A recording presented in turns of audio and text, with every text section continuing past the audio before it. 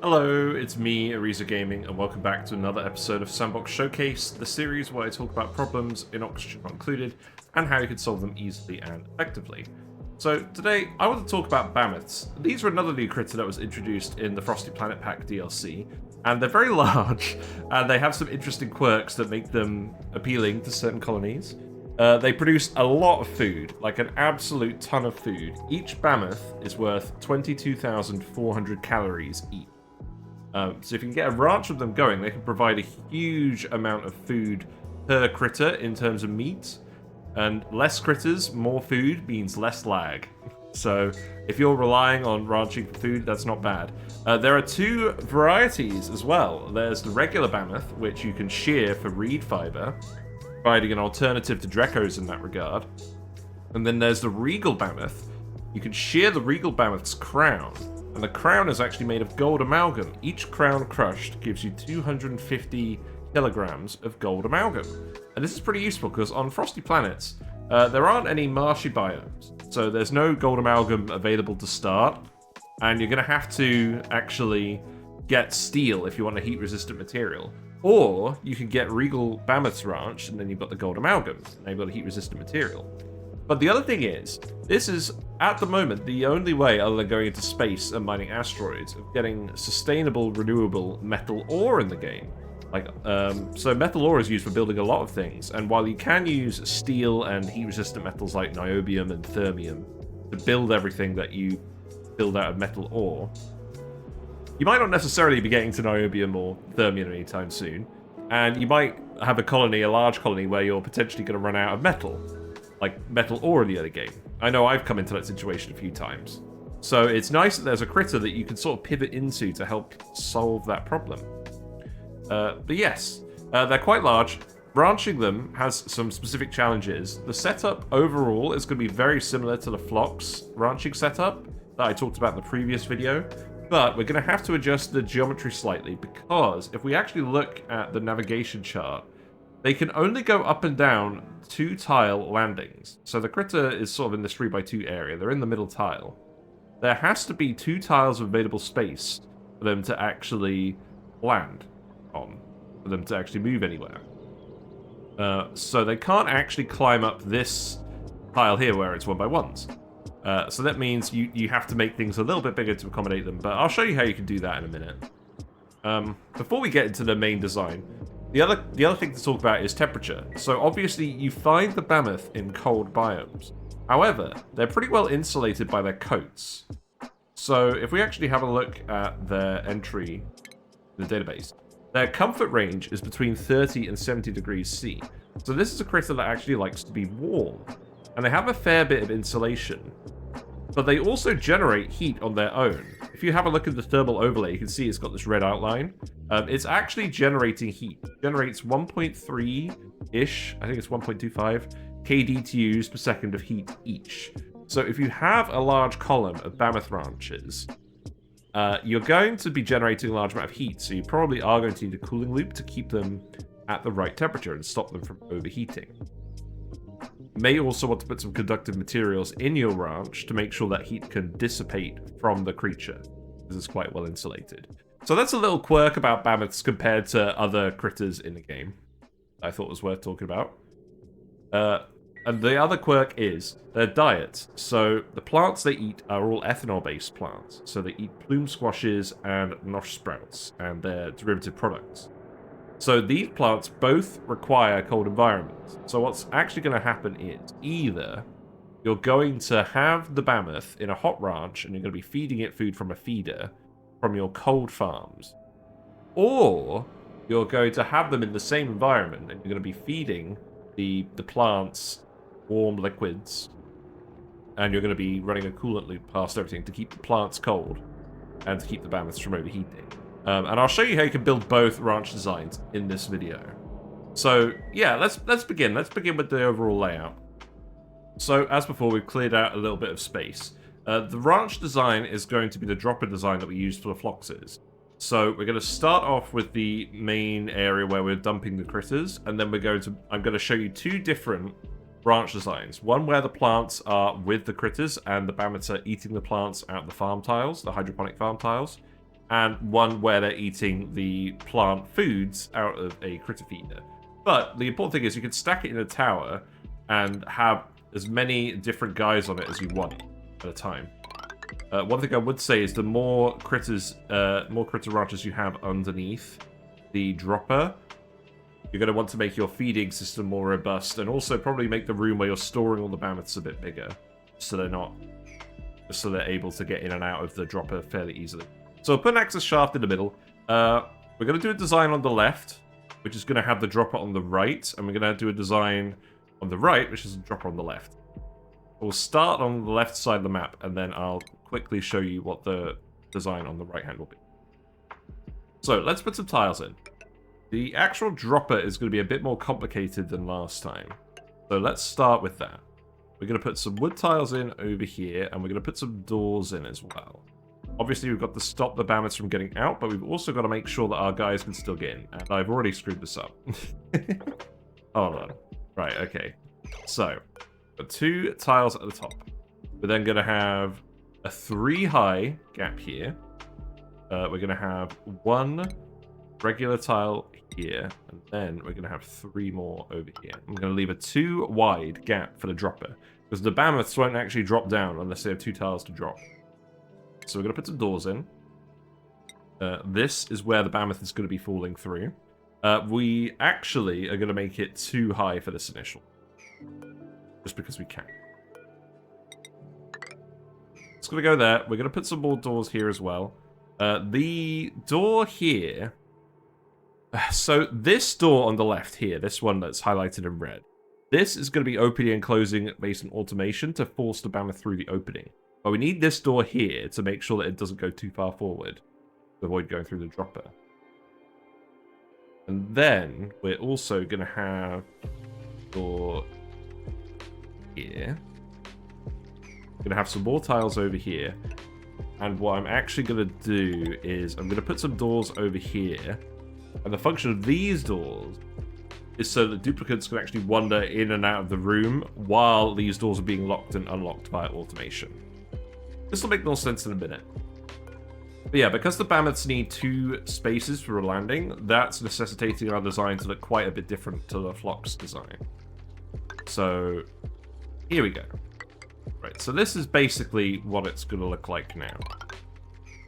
So this is the area where we're going to dump the Bammoths. We're going to have a chute, which is going to connect up to the Mechatronics for all the ranches. And then we're also initially going to put in a critter drop-off, just so that we can collect all the wild Bammoths and dump them somewhere. And you can set this to however many critters you want, and you're just going to set it to Bammoths and Regal Bammoths, and the babies as well if you want. The babies won't jump, so the purpose of this lip is so that only adult critters come out of the dropper, so they're able to start being productive as soon as they enter the ranch. But feel free to dump babies here too. So we're going to put that in there, and then we're going to put in a door. Now this mechanized airlock, we're going to use a drowner to handle the excess Bammoths. So we're going to have a mechanized airlock. This will open and close based on the ranches being full. If they're all full, and we don't need any more guys, then this door will stop opening and dropping critters through, and this door will open instead. We'll fill this with some kind of liquid that'll be at the temperature we want. It doesn't matter too much what we do here. It's got to be something that's a liquid at whatever temperature you want your plants to be. Mercury's not a bad shout. It's not ever going to be too cold for mercury. Like, you'll build this in an area where it's not going to solidify, but it's got a pretty good heat range, low heat capacity, pretty conductive, so it's a pretty good material for this purpose. You don't need to put that much material here. You can put 1 kilogram per tile in. Just make sure the door's over that. And then this will open. It'll just be a little puddle when the door's open and the guy will wander in. And then when it closes, it will fill up the whole tile like you can see here. And then he's going to start drowning. So that's what you want. And we'll make the room a little bit larger as well, because we're going to fit some more stuff in here as well. But I'll talk more about that later. So let's see, that's going to be 8 tiles. We want 8 tiles from here. Okay, that's good. Because we're going to fit a little kitchen in here as well, because these Bammoths produce so much meat, you're going to want to have some local food preparation, I imagine. So that's roughly what the dropper room is going to look like. Then we're going to have the actual ranches. So this case, the first ranch in the tower we're going to do, just to demonstrate the design, is the farmed ranch, where we have all the plants being locally grown. So I'll put some more wood tiles here. We'll have 6 wood tiles just for the actual grooming station bit, and then the rest is going to be a mix of hydroponic farms and wood tiles. You don't have to use wood tiles, I'm just doing it for the Frosty theme, as it were. We'll put another Mechatronics door here, a mechanized airlock. We'll open this when the ranch is full, and then the critters will drop past it. That's the plan. So we'll put that there, and then we're just going to put the normal grooming station in over here. Don't put any buildings over the door, that's not a good idea. We'll also put in a shearing station, because you need the shearing station to actually grab the reed fiber and the gold amalgam from the Regal Bammoth crests. You can't... Oh, what was I going to say? It turns out, even though it's got a yellow bar, this is a fixed animation technically, so there's no point putting lights in any of these branches. This is partly why we can have a 3-high ranch here. But the main reason we're having a 3-high ranch is because the Bammoths need to eat a lot of food. They need to eat a lot of plants each, and you're going to kind of struggle to actually fit enough plants in the room for the Bammoths. And I'll show you what each ranch would look like with each different type of plant. So, but the layout will stay the same regardless. So we're going to put a row of 4 in here. We're going to have a gap. Then we're going to have a row of 7. We're going to have another gap. Then we're going to have another row of 7. We're going to have another gap and then a row of 3. And then we're going to close it up. So the end result of all of this is we have a 32 by 3 room. So it's 96 tiles. That's the max capacity for. Then we're going to put in some more Mechatronics in here as well. Obviously, the Bammoths are going to be laying eggs, as critters tend to do. You want to make sure you have full coverage of this room with auto sweepers if they're wandering in and out to grab the food. So we'll put that one here, and that one here. This is necessary for a 3-high room to interrupt it occasionally, but this is still more space efficient than trying to do it in a 4-high room. You just don't have enough floor space for the plants otherwise. So that's going to go there, and then we're just going to put in some conveyor loaders. Let's see, that will... You want to put them in the shared tiles, so make sure the green port is on the intersection of the areas of influence of auto sweeper. That can go, that can go there, that can go there, and then this one can go right next to the shearing station. Good. So that's basically it. And then the other thing we're going to put in here is we're going to put in a critter sensor. Let's go over here. I'll talk more about the automation later, but I just want to show you the buildings. And then what we're going to do is we're going to put in... some Plume squash seeds. Need the seed. There we go. Plume squash. So with the plume squashes, each Bammoth is 4 plume squashes worth of growth. So if you were going to have a ranch full of 6 Bammoths, you would need 24 plume squashes for them to actually feed from. But you're not actually going to have enough floor space to do that. So if you're going to try and have the critters in the same room as where the food is growing for plume squashes, you can't have the ranch be full. So this is actually going to be only have 5 Bammoths in it per ranch. The result is you have 21 plants in here, 5 Bammoths. You're going to have an extra plant, so that's fine. You've got an extra plant, you might want to use that for something else, but it's not going to be full capacity ranching, unfortunately. But that's just the way it is if you're using plume squash. If you're using Nosh sprouts, and I'll show you that later when we do the other orientation of this design, there's actually enough room for the food for 6 Bammoths, so that's good. Each Bammoth requires 16 spaces of tile. They're big creatures. So you can't go up to 8 like with the Floxes, it has to be 6 for the normal ranch size. And in this case, it's only 5. So that's... But essentially, what you would do is you plant all these plants, you'd hook up your piping, and then if you wanted to do this approach, you could just stack these all the way down. But we're not going to do that. I'm gonna show you what the other ranch design looks like now. So we're gonna the doors in here, and we're gonna make a much smaller and simpler room layout here. So we're gonna go up to where the shearing station ends here. So that's 8 tiles. We're then gonna put in a little raised platform. We're gonna have 4 tiles here, and then we're going to have another little raised platform. We're going to put a little gap here where we're going to keep a conveyor receptacle for all the food that we're bringing into the critter feeder. And then we can just make it a bit larger. So we're just going to bring it out to here. And then the result of that, if we unpause it for just a minute, the result of that is we have another 96 tile room in here. And the important thing is the Bammoths can get up to this ledge, but they can't jump this gap. They can't climb up here and they can't jump this gap because there's not a 2-tile landing. So that's fine. And again, you would put the door in here, you'd put the critter sensor in here, and that would determine whether more guys could drop down or not. So then the layout's going to look pretty similar. We're going to put a grooming station over here. We're going to put the shearing station over here. Doesn't matter too much what you do. This room is a bit less constrained in what you're doing. The auto sweeper is going to go up here, just because that's a nice, neat place to fit it. We'll put the loader here for loading all of the materials in. And then we've got a nice conspicuous looking space up here. So what we'll do is we'll put the critter feeder here. Here's the critter feeder. That's going to go there. And then what we're going to do is we're going to have an auto sweeper that's going to connect to that from a receptacle that's down here with all the food that we want. So you'll see these have an overlapping area of influence. That's fine. We're not actually using it this time. We've got a 3x3 space here, which is quite convenient. So what we can actually do, especially considering that the Bammoths, the normal Bammoths, produce reed fiber, we could just put a critter condo in here.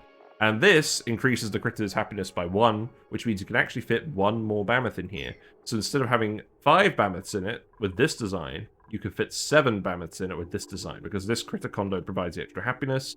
And there's no floor space for a critter condo in this design at all, assuming that you want to shear all the reed fiber or Bammoth crests, which you probably do. One thing to note: if you're feeding Bammoths from the farms, that's great. But the Regal Bammoths actually require squash fries to produce their crests. You can't feed them normal food; you have to feed them squash fries. So if you're doing Regal Bammoths, I would generally recommend doing this approach anyways, and yeah, then just putting the squash fries on the conveyor rail and having it go to the... So we'll put a conveyor receptacle here, and we can put a conveyor loader in here as well to grab all the eggs. Unfortunately, we can't quite fit the conveyor loader on that tile, so that's why we've got 2 conveyor loaders here. That's okay. And then this whole area here is free. And what I quite like to do with this area is just fit in some rock crusher infrastructure. You can put whatever you want here, but if you've got the Regal Bammoths in here, you're gonna want rock crushers for actually converting the Bammoth crests into Gold Amalgam. So we can just put these in. I usually put the lamps to the left and then have an automation sensor over here, a motion sensor. That covers the range of the rock crusher. The automation port tile of interest is what you're looking for here. And then we can just put some more Mechatronics in here as well. We can fit an auto sweeper in here. And that covers both rock crushers. You can put a chute in here. Do all sorts of stuff. So yeah, you've got a lot of extra free space when you're using the critter feeder. And the Bammoths will end up in here. And generally, this is how I would recommend to do it. Plant your ethanol guzzling plants somewhere else. Use a farm station to fertilize them, so you're using half the ethanol. And then just deliver the plant foods where you want them to go. But the top design, I just wanted to show you what it would look like if you were going to have the Bammoths in the room with the food. And this is still fine for normal Bammoths. And if you've got plenty of space, there's nothing particularly wrong with doing this. We'll go over it more in depth as we build in the other layers of the setup. So these are the 2 ranch designs. We'll go back to the actual dropper design now. There's a lot of automation that we're going to fit in, but first of all, let's just put in the rest of the buildings. So we'll put an auto sweeper over here. This is going to be able to grab everything from both the room itself, where the Bammoths are going, and this intermediate area in the dropper. So any meat or other products dropped by the Bammoth can go in there. We're not going to fit a shearing station in here, because when the Bammoths hatch initially, they only hatch with 25% scale growth. And the Bammoth's scale growth goes up when they eat food. So if you've just got a load of excess Bammoths over here, unless you're feeding them, you're never going to get the reed fiber or crests from them. But there's no point. you might as well just... The excess critters are just being used for food. It's only the breeders who will actually produce the reed fiber and the Regal Bammoth crest. So, compared to Dreckos, if you're if you're doing this just for reed fiber, I would argue Dreckos are preferable, because then all the excess Dreckos can be sheared as well, and that's better overall in terms of throughput. So yeah, we'll put an auto sweeper here. There's room for a few loaders as well. I'm just showing you some positions where you could put them. Put one here. You could put one sort of here. For all the different products. But what I'm actually going to show you how to do in this room is we're just going to put a little kitchen in. We're gonna put like a critter pickup here as well in case we want to move some Bammoths somewhere else that's not in the dropper. Got a little bit of room over there, and then we're just going to put in all the kitchen stuff. So we're making a kitchen because to feed the Regal Bammoths, you actually need the tallow from Spigot Seals. And you need to make the squash fries in the deep fryer, which is a new building from the Frosty Planet Pack DLC. But it has to be in a kitchen to actually work, which is mildly annoying. So we'll put the deep fryer here. It's outside of a kitchen. This unfortunately means you have to put two buildings in that I don't normally use. You have to put the refrigerator in, and you have to put the spice grinder in. But we've got room to put them both in this case. If we unpause it now, this activates. But what we could also do is we just fit some more food buildings in this little enclosure. We can fit a grill, we can fit a gas range. Doesn't matter particularly where you put those. We'll put an auto sweeper in here as well, just so that we can actually grab all the stuff that's produced. I think I'm moving it here so it can actually reach the loaders. The dupes won't drop stuff here generally, so that's not the worst thing in the world. Then we'll just put in a few lamps. Probably be a good idea to put a lamp on the deep fryer as well. Let me have a think. So, we'll put motion sensor here. This will cover the grill and the gas range. The lit workspace bonus is pretty important for dupes when they're cooking because the cooking attribute gives relatively few... it speeds up the cooking by relatively small amount, so the lit workspace bonus makes a bigger difference. So we'll put that in here as well. Put in a conveyor receptacle as well, just for grabbing various food products. We'll hook up all the Mechatronics in a bit. So that's going to go there. And then what you can actually do as well is we could remove this, we could put a little lamp over. Here you go. And then we've got room for all of this. We've got a fully automated kitchen in here where they're dropping off the food. We could put a loader in here as well, and then we could actually grab like sort of the grilled food and bring it over to the deep fryer if we need to, but we probably don't really need it. So that's roughly what the buildings look like. Oh, and we need to put some critter centers up. That's the last bit. So yeah, you can have a tower of ranches with the dropper on top, and then either the fed design or the critter feeder design stacked vertically as far as you want to go. Now let's talk about the actual dropper mechanism. I think that would be a good thing. So the automation for this is a little bit complicated. It's not too complicated, but let me just work through it. So first of all, the critter sensors, what do they do? Well, this critter sensor here, we're using this to open the door. That's what we're doing. We're using it to open the door underneath it. And in this case, we want to open the door if the ranch is full. So we want to count critters and set it to above 4, because we can only feed 5 critters in this design. If there's more than 4 critters in here, this door will open and the dropped guys will fall in here. Then we will actually hook this one up as well. And the difference is, because we've got the critter condo and we've got enough food for 6 guys in here, we can actually have 7 guys in here. Well, we'll actually have 7 guys in here. So we can set this to above 6 critters, and that will do the exact same thing. So we'll connect that up. Then we'll put some knock gates in. This part is the exact same as for the Floxes, apart from the different geometry of the ranch. We'll put some knock gates in. So this means when all of the ranches are full, it will send a signal up here. So it's going to go up here, and then it will send it this way. What we're going to do is we're going to put in an AND gate. So if we unpause it for a second, this line will normally be green if any of the ranches need filling. So then what we'll do is we'll set this critter sensor up here to a less than 1 critter.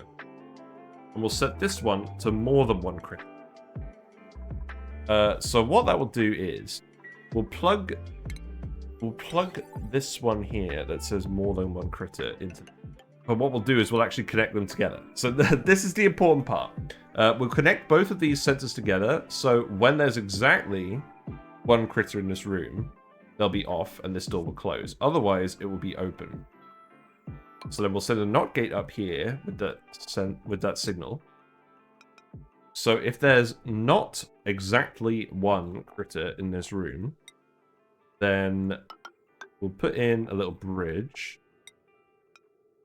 That will come down here. And then that will go in here. So if there's not exactly 1 critter in here, and if the ranches aren't full, then this door will open. We'll put in a little filter gate here so that there's a little bit of a delay. You can customize that delay to whatever you want. So there we go. So at the moment, what's happened is the ranches are looking for more critters. So this door is open, and then this is turned off. But once the critter wanders in here, then this signal will trigger, this will turn on, the AND gate will be satisfied, and then after 3 seconds or 5 seconds, whatever, this door will open. And then the critter will wander into this door, it will no longer be in this room, so this door will shut again, and the shutting of the door is what drops the guy. So that is, in a nutshell, the dropper automation. Not that complicated, but it can be a bit intimidating if you're trying to think about how it would work yourself. And then the last thing we'll do is we'll actually just automate the drowner, which is going to deal with the excess Bammoth. So if all of the ranches are full, then we'll bridge over here. We'll put a NOT gate. Let's put it here, next to the other automation for this drowner. We'll put a NOT gate here. So if all the ranches are full, you'll have a green signal coming out of here. We'll also have a critter sensor in here. I always forget something. And we'll set this to less than 1 critter. So if this room is empty and the ranches are full, then put the little AND gate here. And we get the door to open. So then that means that the drowner will open, guys will wander in, the room will now be full, and then the drowner will close. Now, we've only got 1 critter sensor in here, because it doesn't matter if we're drowning the critters more than 1 at a time. But you do mind if you're dropping the critters into the ranch more than 1 at a time. Because then you might actually go over the happiness limit for the ranch, and then you might not get more eggs, and it breaks, and it's very annoying. So yeah, that's it. That's all the automation for this left-orientated design. So that's what it looks like. And then, there's a few little things to finish off. I mean, first of all, let's actually just plug everything in. I do not care about what the power situation is. And there we go, so everything's plugged into the wire. So that's sort of what the power wire overlay would look like. Just don't put any wires that can only be accessed from the bottom of the drowner, because if you just build everything, they're not going to be able to reach those tiles, and it gets annoying. So that's what that looks like. Then we will do some mechatronics. So let's see what this looks like. We will have a dead pump solid. We'll put some squash fries in this. I think I'll just put this one over here. I'll just send some squash fries down here to the conveyor receptacle here. That's what you do if you have Regal Bammoths. For now, I'm just going to set it to Plume squashes. That's fine. That's going to go over there. We want to take the eggs out of the room. So both of these loaders will have to take eggs out of the room. So we'll send them this way. We'll just send them through all the doors to make sure the rooms don't get crowded at any point.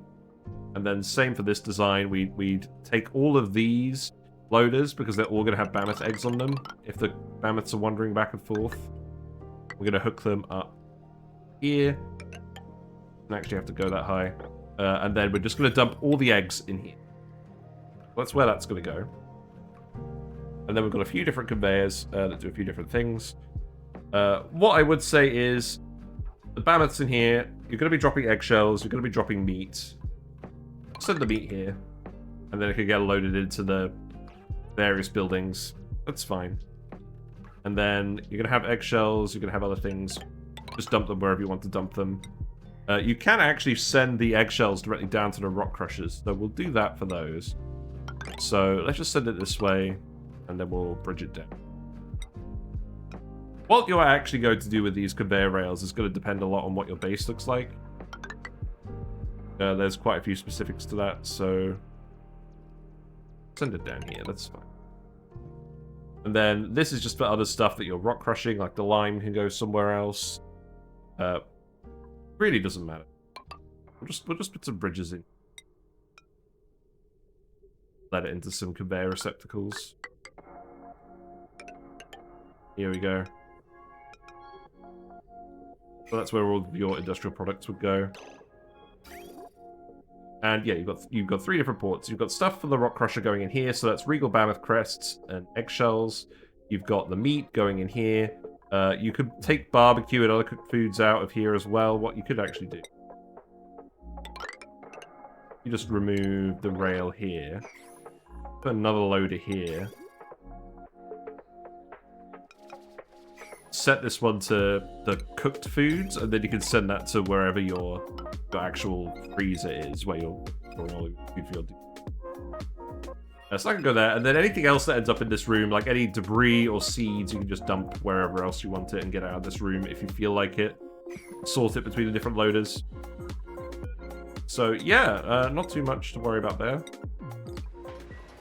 Now, something I haven't actually mentioned at this point yet with the Bammoths is another product they produce, which is the Bammoth Patty. This is produced by both normal and Regal Bammoths. So each Bammoth produces 30 kilograms per cycle of this Bammoth Patty. You can rock crush it into 22 kilograms per cycle of clay and 8 kilograms per cycle of phosphorite. So this is a good source of phosphorite, which you may notice is used for feeding pike apples, used to feed Floxes. And there is actually a little bit of synergy here, because each Bammoth produces 8 kilograms per cycle of phosphorite, and each Flox consumes 3 kilograms per cycle of phosphorite fed the pike apples. And each Flox produces 30 kilograms per cycle of ethanol, and each Bammoth consumes 60 kilograms per cycle of ethanol from Plume squashes, assuming you're taking the wood from the Floxes and putting it in an ethanol distiller. You can just feed the Floxes from the Bammoths, and you can feed the Bammoths from the Floxes. It actually works quite well. The ratios are, you need 3 Flox ranches, so 24 Floxes, to supply 2 Bammoth ranches, i.e. 12 Bammoths, and the result of that ratio is 24 kilograms per cycle of excess phosphorite from the excess Bammoth patties. Alternatively, you can have 1 Bammoth ranch of 6 Bammoths supplying 2 Flox ranches, i.e. 16 Floxes. And the end result will be 120 kilograms per cycle of excess ethanol from the ethanol distillers, from the Flox wood. You can set it up either way, depending on whether you want excess phosphorite for geotuning or excess ethanol for power. But either way, the loop then results in free meat, dirt from the Floxes, clay from the Bammoth Patties, and reed fiber and gold amalgam from the Bammoths, and polluted dirt from the ethanol distillers, and carbon dioxide from the ethanol distillers. And these are all free byproducts. So, very powerful synergy. We've used this on stream a lot in a less precisely coordinated way than this. And it's been very, very useful. So, highly recommend that synergy.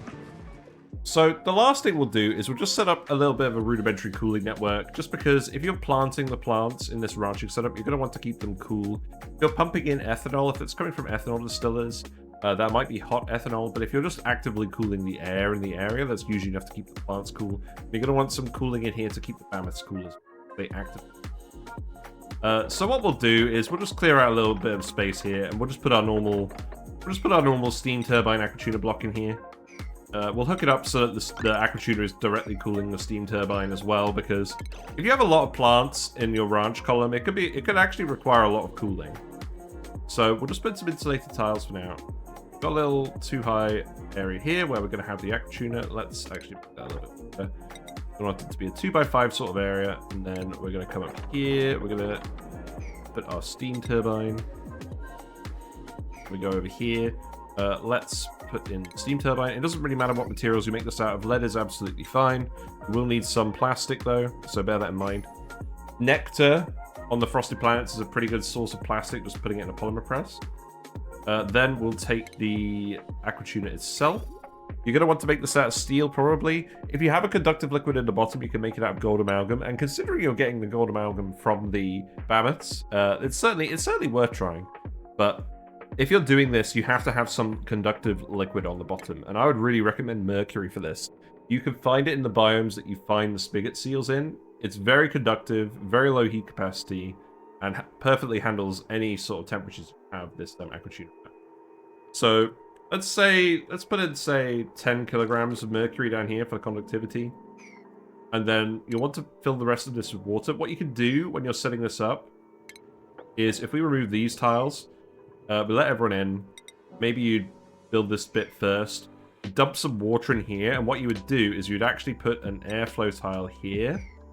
And then if you put like a big blob of water here, let's put, say, 500 kilograms.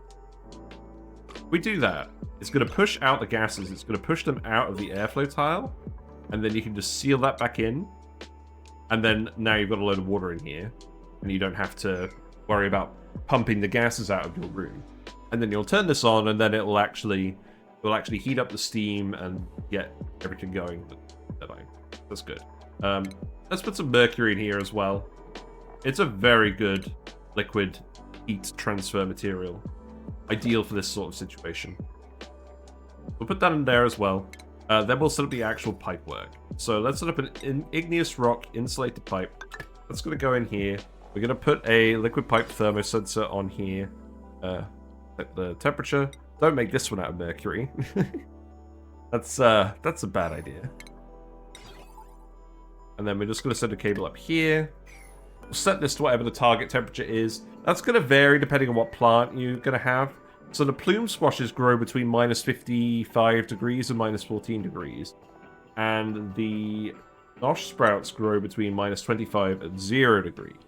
So you're aiming for a temperature between minus 25 and minus 14 if you're doing a setup where, say, you're growing a little bit of both, because you want a little bit of both excess. Just for your duplicants, food variety, I don't know. But we'll try and get it in that region. So let's set it to actually cool the liquid if it's above minus 15. Then it's gonna sort of, actually, let's say minus 4. Then it's gonna be roughly in that sort of range. You can set it a little bit lower if you're doing specifically plume squashes, or a little bit higher if you're doing specifically Nosh sprout. So we'll set that up. We'll plug this all in just down here for now. Nothing major to do with that. And then we'll set up our bypass. So what we want to do is we want to make sure that the aqua tuna cooled liquid is being prioritized over recirculating the rest of the hot liquid. So we'll just come down here, put a little bridge. We go up here. You have the ports directly adjacent to each other. And because the aqua tuna port is the first one on this new pipe, it'll prioritize the cooled liquid. That's going to go up here. What we'll do as well is we'll actually just put a vent in, say... Let's actually reverse the orientation of this steam. That would be sensible. So we'll reverse that orientation. One of those buildings where you can actually reverse the orientation, which is nice. And we're going to cool it with the loop itself this time. We're actually going to bring it down here. I didn't do this last time with the Floxes, but you probably should do it with the Floxes as well if you have a large column of branches. The smaller column, the less likely it is you'll need to do that. The self-cooled steam turbine can cool about 300 kDTs of heat, but if you want to actually fully use the aqua tuna for a large column, you'll need it to be actively. So that's going to go down there and dump in all the 95 degrees output water. And then what we'll do is we'll set up some radiant pipes. Aluminium's the best material for this. You want to set up the radiant pipe on the bottom. That's going to be doing most of the work. You can set up some more pipe around here as well, but But what we'll do is that's going to go, say, here. Up like that. Then we're going to take it out here. So we're going to cool the steam turbine first, make sure that's nice and cold. And then we're going to go and cool all of our plants. So what I think I'll do in this case is we'll just bring it down here. I'm going to run it past the food storage as well, where we're going to have all of our food. One thing to note is food stored in a receptacle does not cool down very well. But if you are planning on having a lot of food in here, stuff that could help, having a gas in here, sterile atmosphere gas, carbon dioxide is probably the best one. Fill it with a little bit of carbon dioxide, maybe from a wood burner, and we'll run a coolant pipe past it. Might need a little bit of help. So let's go over here. For the ranch itself, we are still actively trying to cool down the Bammoths a little bit, but it's not super important. So we'll set up a regular pipe going over here. And again, we'll do the same going over here. And what we'll do at this point is we'll put in the radiant pipe over the plant. Now, this doesn't all have to be radiant pipe. You could have occasional radiant segments and then occasional regular segments, depending on how much active cooling you need to get it started. I'm just going to put all radiant pipe here. So we'll bring that over, and then that's going to shoot back up here, and then we'll just feed that in the bottom. I think what we'll do is we'll actually make this regular pipe, because we're not trying to actively insulate this area. We're generally trying to cool down this area, but what we'll do is insulate it. We'll insulate it where it's not actually going directly in. So, something like this. You can play around with this a little bit. It's not a huge deal. That's just going to plug in there. And the last thing we'll do as well is we'll actually put our cooler liquid on here.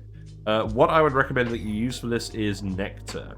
Nectar is a liquid that you find in the mercury biomes, in the Frosty Planet Pack DLC.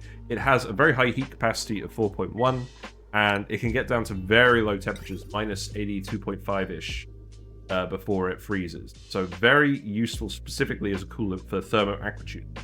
Mercury is the heat transfer agent, and nectar is the active cooling element. So what I would like to do... Okay, I figured out what we're going to do. We're going to take this pipe from the steam turbine, and we're going to bring it down here. But what we're going to do is we're going to put a bridge here. We'll put the bridge inside the insulated tile to make sure that there's no heat.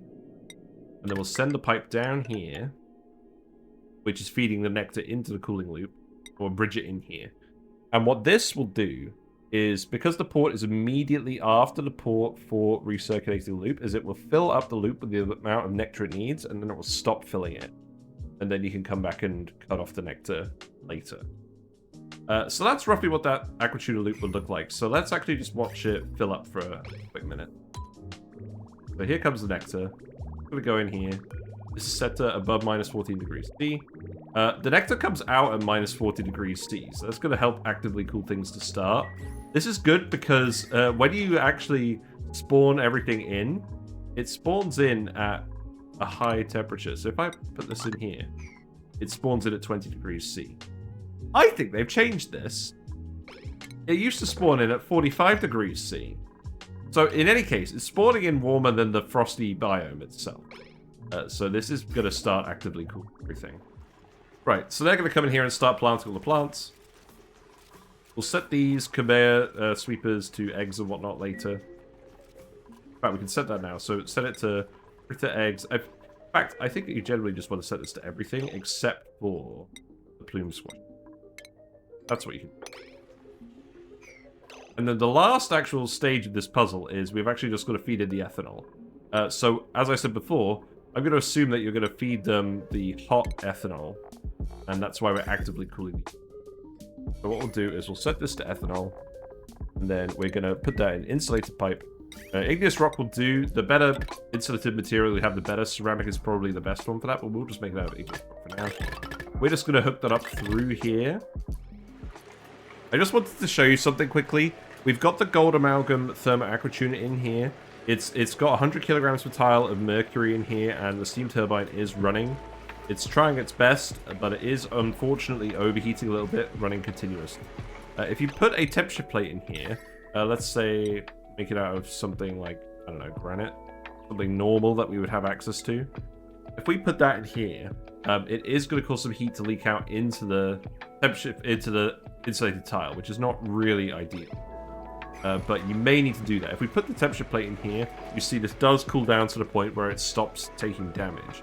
But that's because the heat is transferring better, but it's also going to transfer more over to this tile. Now, this shouldn't make a huge difference, because if we put it on the bottom, we've got the liquid here.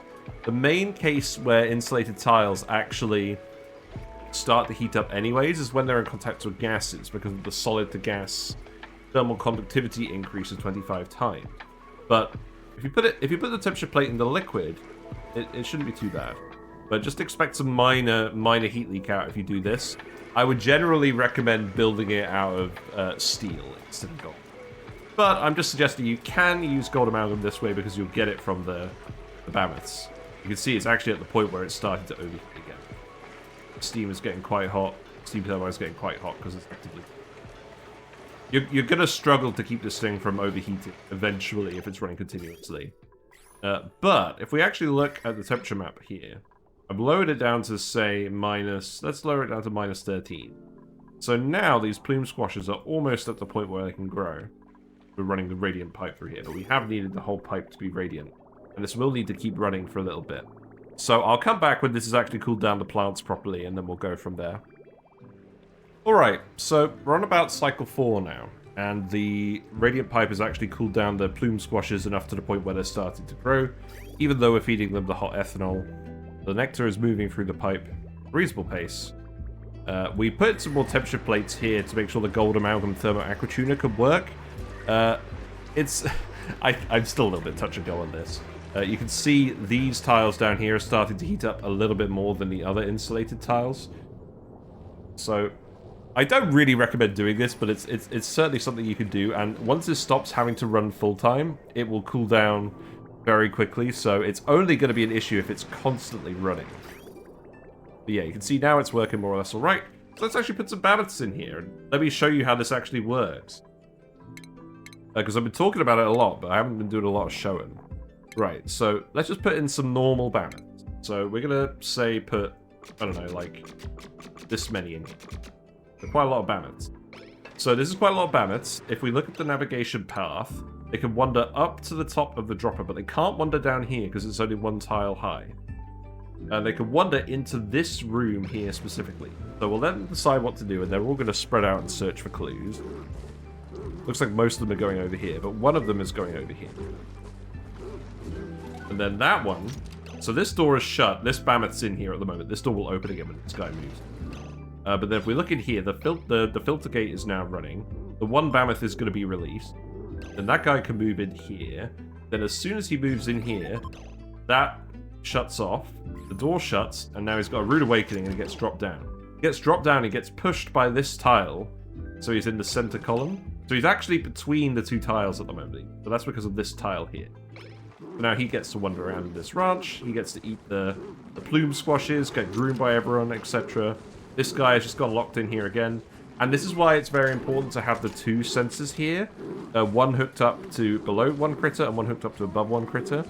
That allows you to make sure that you're only dropping one at a time. Because if we get like a load of them running in here at once, it will wait until there's only one guy left. And if you have loads of guys running around here while you're waiting to fill up these ranches, then you might want to make the room a bit longer. But I don't think you generally need to. So we'll speed up a little bit. We'll see them all drop down. So we've got 4 in here at the moment. They're going to get sheared now. So we're going to get the reed fiber off of them. That is 5 units of reed fiber per shearing. Now, this is the 5th Bammoth. This is as many as we can feed with the plume squash plants. So now this door opens. You'll notice that the Bammoth is still standing on the door. Everyone can still walk over the door this way. It's absolutely fine. But now what's going to happen is this guy's going to get locked in. He's wandered over this way at the moment. Oh, wait.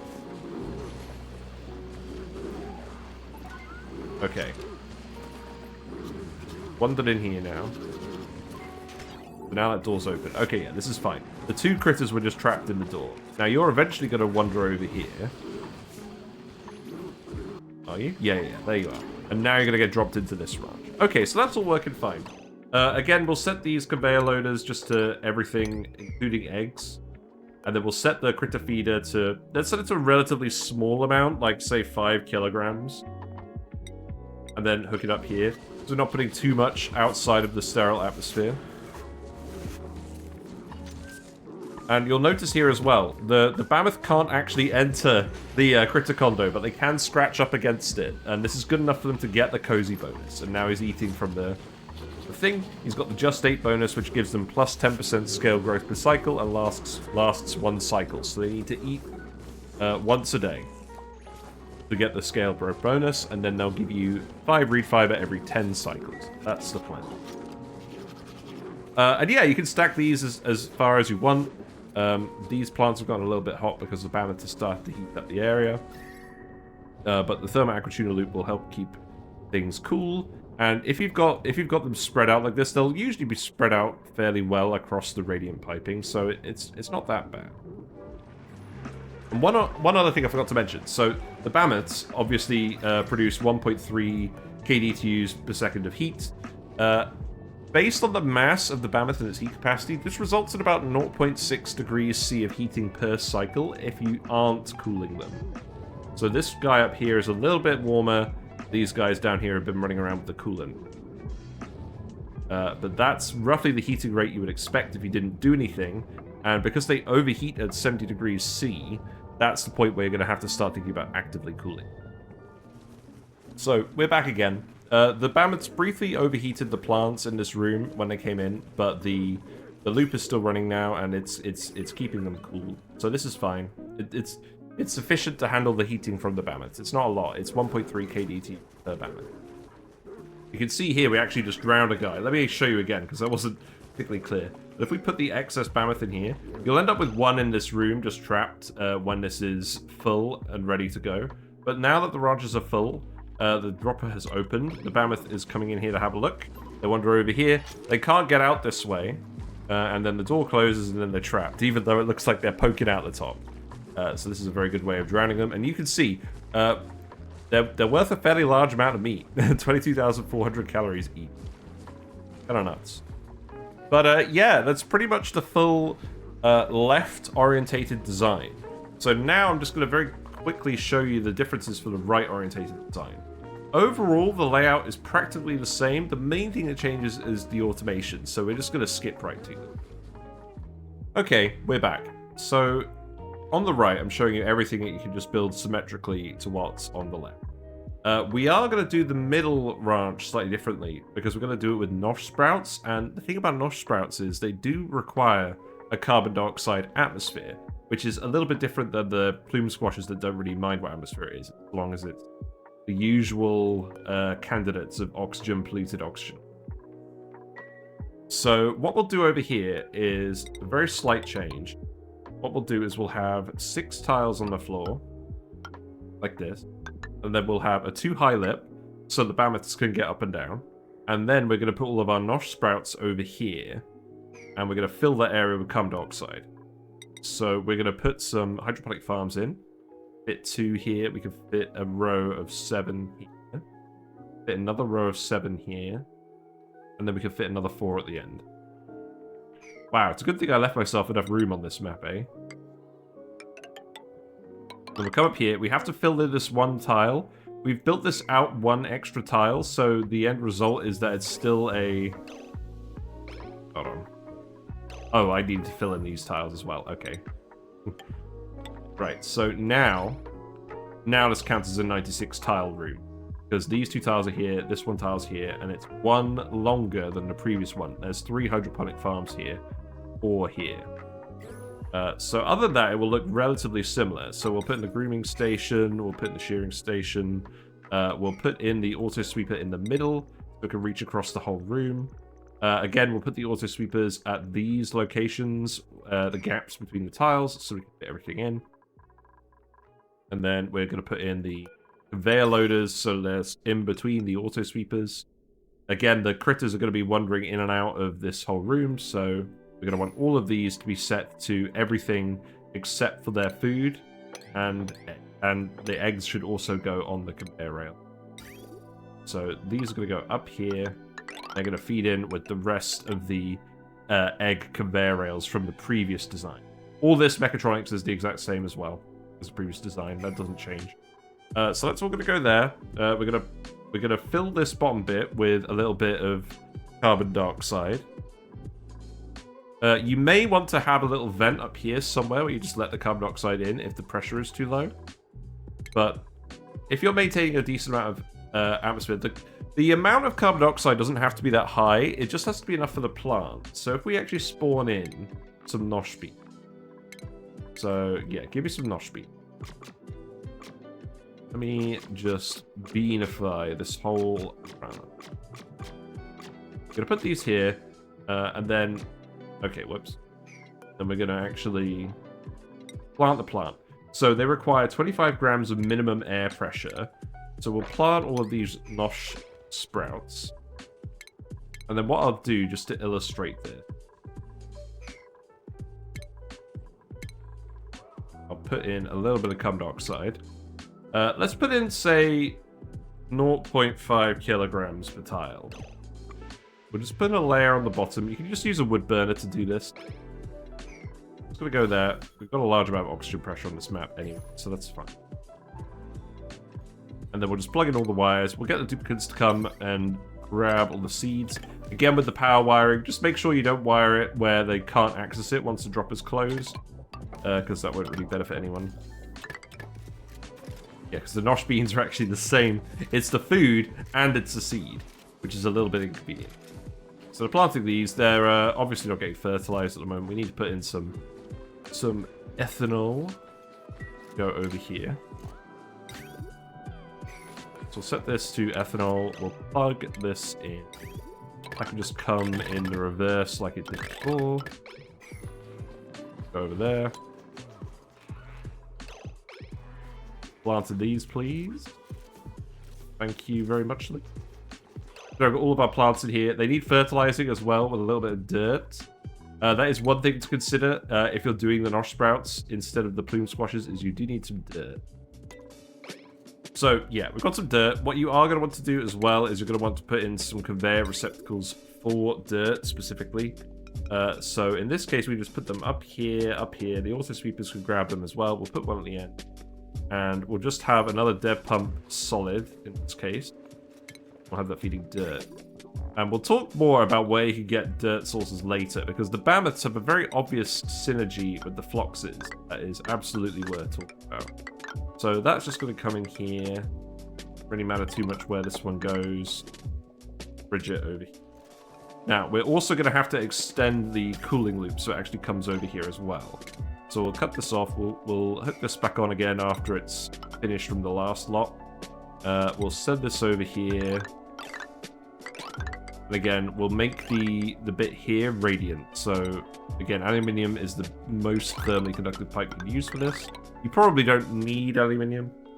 Any refined metal should do. So it's going to go there. And again, we're going to do something similar here again. We're just going to let it branch off here. Put some radiant pipe here where we're actually storing the Nosh beans that the guys are going to eat. We'll set this to Nosh beans. Let me find the Bammoth food. Here you go. This is going to be set to Nosh bean. Then again, we're going to set this to say 5 kilograms. And yeah, we'll come back when all of this is cooled back down again. It's just going to take a little while to fill up. So we're back. It's about cycle 7 now, and the Nosh sprouts have cooled down enough that they're starting to grow. They're below 0 degrees C, and because we put a little bit of carbon dioxide in here, they're happy with that atmosphere. The one tile lip is sufficient if you've got good enough gas pressure in the rest of your base. Yeah, so now we're at the point again where we can actually build out the dropper automation and put some more Bammoths in. So the automation is what is going to look slightly different between the two setups. So start putting that all in. We'll put the critter sensors down here. Again, if you're growing them in the room with the Nosh sprouts, the good news is this is enough Nosh sprouts to feed 6 Bammoths and then some. So we'll have some extra Nosh sprouts and Nosh beans that we can use for tofu and other things that we want to do. But we can also actually set this to above 5 critters, because we can have the max amount of 6 in here. Nice. This one we can set to above 6 again, because we have 7 critters in here, because we can fit the critter condo in. In this case, I actually put the textile loom and the clothing refashionator in here, because if the Bammoths are producing reed fiber, you can use these rooms for that as well. There's lots of interesting things you can do in the extra ranch space you have with the condo. So again, we'll put those critter sensors in here. We'll send them down to the doors. And then we'll put in the knot gates, so those will go, again, directly below the sensor. That's absolutely fine. And we'll send that wire up, so that one is going to go up to about here. But I'm going to send it across to underneath where we actually put the refrigerator, so just one tile beyond this first door. And then we're going to put in an AND gate yet again. We're gonna rotate this one slightly, and then again we're gonna hook these 2 critter sensors up. So the top one is gonna be below 1 critter, and the bottom one is gonna be above 1 critter. You can swap the order. I think yeah, keep that order the same, because this no, the order doesn't matter because you're connecting them both anyways to both ends of the signal. So it's gonna be the same signal either way. This end just plugs back into the door here to let the critters in. We'll put the knot gate here on the other end to give us the opposite signal. And then again, we'll send that just past the refrigerator with a bridge. That's going to come down here and plug into the other end. And then we'll just put the filter gate for the second dropper door in this little gap here. And then we can rotate that around again. And that fits pretty neatly. It looks a little bit different than last time, but it does the exact same job. And then what we can do, instead of bridging this signal over here and taking it this way, we can actually just take the signal directly from here. It's a little bit neater in this case. We can put the knot gate over here to the drowner. Then we can just set up the critter sensor in there as well. So that is just going to go here. I'm going to set that one to below 1 critters again. And then that's just going to plug into an AND gate with the previous NOT gate down here. And that is going to go back up, and it's going to plug into the door. And then that's going to operate the critter dropper. And then that's all the automation. So if I just leave you on that shot. So this is the automation for both the left-orientated dropper and the right-orientated dropper. Very similar, but some slightly different positions because of the fact you have to rotate the AND gate. But yeah, both approaches work. And now this means we can actually put some more Bammoths in here again. So let's do that and see the Bammoths fall. Let the Bammoths hit the floor. There we go, that's plenty of Bammoths. We'll speed it up again and we'll wander around. That one got let in immediately. Now he's dropped in. Nice and easy. If we put show navigation, you can see the Bammoths can climb over here very easily with the Nosh sprouts. It's all good. Now he's waiting in queue to get shaved. Absolutely fine. You can see what's happening up here at the moment is, because we put a lot of Bammoths in here, it's taking a while for it to get just one on its own. But that's fine. So now he's isolated. He's going to move through again. Oh, hold on. Yeah, it looks like they're still sorting each other out. We're having a bit of a Bammoth pile up in here. The more guys you have, the longer it's going to take to isolate one on its own, but now that one's isolated and that can be dropped as well. And if you end up dropping an absolute load of them in here at once, you can just make this room a little bit bigger. You can move some things around if you need. But yeah, that's essentially the whole setup. We've got this hooked up to the same cooling loop as previously. It's a little bit overloaded at the moment because we haven't insulated anything. Obviously, we can insulate these tiles as well. The insulation isn't going to be complete because we've got some hydroponics in here, but you can surround everything in insulated tiles and then actively cool it a bit more, and that's all fine. But I just wanted to show you what it would look like if it wasn't actively insulated. The cooling loop will eventually get there, but It might take some time because there's a lot of ambient heat from us just placing everything in sandbox mode. It takes some time to dissipate out. But it'll get there. So, that's all 4 different sort of ranch setups you can have. You've got the Nosh sprouts planted, you've got the plume squashes planted, you've got both options with the critter feeders in both orientations. So one thing to note is if you're feeding the Regal Bammoths squash fries, you actually need less plume squash plants as well, because some of the calories from the squash fries is coming from the tallow from the Spigot Seals. You only actually need 2.25 plume squash plants per Bammoth if you're feeding them all the squash fries. Obviously, if you're feeding them the squash fries, you're not doing it in a branch design like this where they're all eating the plants, so that doesn't make a difference to the actual space of the ranch. You still want to do it with the feeder design. But it's just worth noting, it saves a lot of actual ethanol in the other food sources if you're making the squash fry. So, if you're making squash fries for the Regal Bammoths, on a per Bammoth basis, you need 0.25 kilograms per cycle of tallow. So assuming that each Spigot Seal is producing an egg every 6 cycles, and thus producing another Spigot Seal you could turn into tallow, that results in 8.33 kilograms per cycle of tallow per breeder seal. I.e., each breeder seal provides about 30 Bammoths worth of tallow on average. So it's 5 ranches worth of Bammoths fed by 1 Spigot Seal. That's a really good deal, obviously. So you're going to want to go for the squash fries anyways if you're trying to save ethanol. But then you need to set up Spigot Seal ranches as well, and that's worth covering in another video. So more complexity, but definitely worth it, and mandatory if you're trying to get the Regal Bammoth crest. So here's one extra fact about the Regal Bammoth. So not only can you shear its crest and crush it into 250 kilograms of gold amalgam, you can actually leave the crest as it is, and it's quite a potent reproducible source of decor. So if we actually... Okay, let's actually get this auto sweeper to not pick it up first of all. You'll find it in the industrial products section. So can't really see it because it's dropped down here, but we've got it selected here. It gives 22 decor. Yeah, here you go. You can see it behind Sonia. It gives 22 decor in a 3-tile radius. It's 20 base value and then 10% because it's made out of gold amalgam. Funny. So if we go to the decor overlay, you can see that shows up. But the funny thing is, this actually stacks. If you have lots of Regal Bammoths and you shear them and you leave the crests, you can actually just stack them all up on one tile.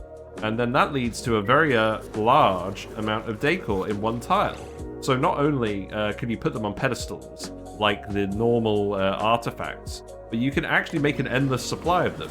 So if you're trying to decor bomb your dupes, you can just make them debris, drop them in tiles with the move here command, and then infinitely stack decor on one tile over a 3-tile radius.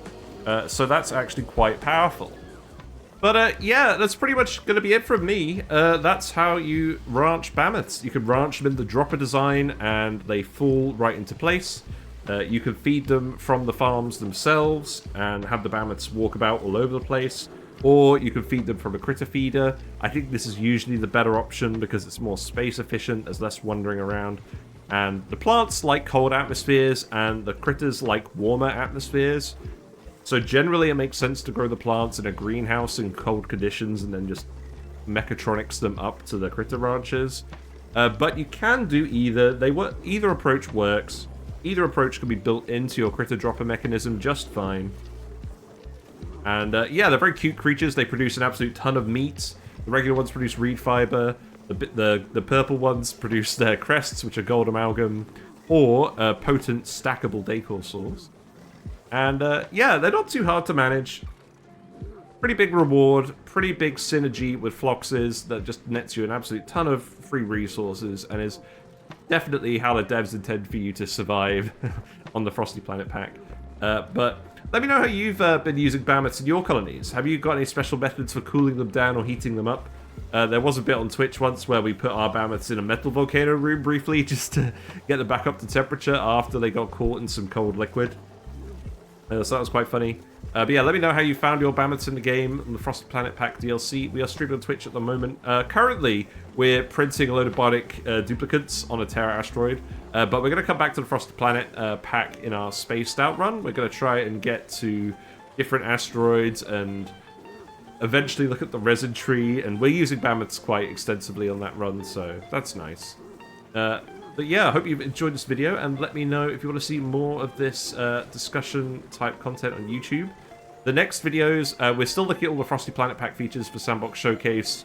We're going to go have a look at alveoveras, spigot seals, and also what to do with the geothermal heat pump. I've got some more ideas for that than what we looked at on the stream.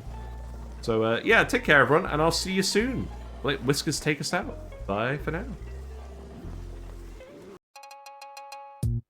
Whiskers sends thanks to the following Twitch subscribers and YouTube members: 999999999, Cakeface1212, FRD. Grey Area, Ion Elgis, Sweet Danger Kitty, and Uglavisk.